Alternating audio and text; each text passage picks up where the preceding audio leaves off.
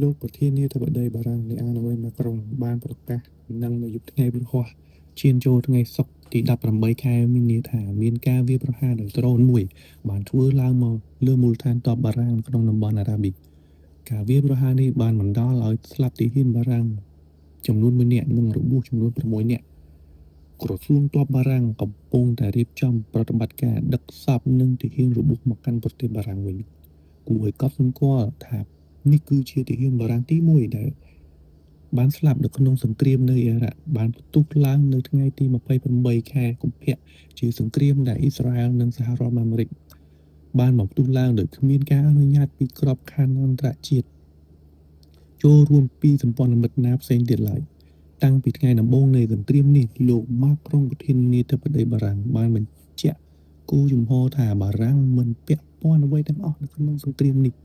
តែបារាំងបានបញ្ជូនកងកម្លាំងទៅក្បែរតំបន់ដើមបូព៌ាដើម្បីការពារផលប្រយោជន៍របស់បារាំងតែប៉ុណ្ណោះដោយមិនចូលរួមវាយប្រហារនៅលើអ្នកណាម្នាក់ទេនេះជាមូលដ្ឋានទ័ពបារាំងនៅភាគខាងជើងអ៊ីរ៉ាក់ដែលទទួលបានការវាយប្រហារដោយដ្រូននៅយប់ថ្ងៃព្រហស្បតិ៍គឺវាស្ថិតនៅក្នុងក្របខ័ណ្ឌនៃប្រតិបត្តិការបោះសម្អាតក្រុមជីហាតអង្គការរដ្ឋអ៊ីស្លាមគឺមិនពាក់ព័ន្ធអ្វីទាំងអស់សោះឡើយនៅក្នុងសង្គ្រាមនៅដើមបូព៌ាសូមបញ្ជាក់ថាគិតត្រឹមពេលនេះមិនមានការប្រកាសទទួលស្គាល់ពីក្រុមណាមួយឡើយថាជាម្ចាស់នៃស្នាដៃការវាយប្រហារបានសម្លាប់ជីវិតទាហានបារាំងយ៉ាងហោចណាស់បារាំងបានដាក់ការសង្ស័យថាជាស្នាដៃរបស់កងកម្លាំងប្រដាប់អាវុធកូនចៅអ៊ីរ៉ង់ដែលមានច្រើនក្រុមនៅក្នុងទឹកដីអ៊ីរ៉ង់ជាក់ស្ដែងក្រុមប្រដាប់អាវុធអ៊ីស្លាមមួយនោះមានឈ្មោះនិងប្រ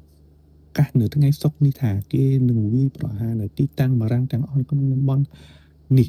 ដើម្បីជាការសងសឹកចំពោះបារាំងដែលបានបញ្ជូននាវាយន្តហោះចម្បាំងមកក្បែរតំបន់ដើមបូព៌ា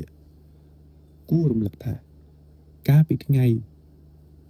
មុនមូលដ្ឋានទ័ពរុស្ស៊ីនៅអ៊ីតាលីក្នុងប្រតិបត្តិការបោះសម្អាតក្រុមជីហាតអង្គការរដ្ឋអ៊ីស្លាមដែលស្ថិតនៅក្នុង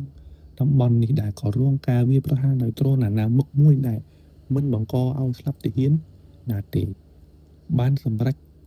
ដកទ័ពចេញពីតំបន់ប្រតិបត្តិការនេះភ្លាមតើការស្លាប់របស់ទាហានបារាំងនេះអាចធ្វើឡើងឲ្យបារាំងផ្លាស់ប្ដូរគោលជំហរដែរទេក្នុងការតាក់ទងនឹងសង្គ្រាមនៅអ៊ីរ៉ាក់តាមការវិភាគគិតត្រឹមពេលនេះថាលោកម៉ាក្រុងកំពុងតែព្យាយាមយកបារាំងដាក់នៅឆ្ងាយពីបញ្ហាចំនួនដើមបូព៌ាយ៉ាងណា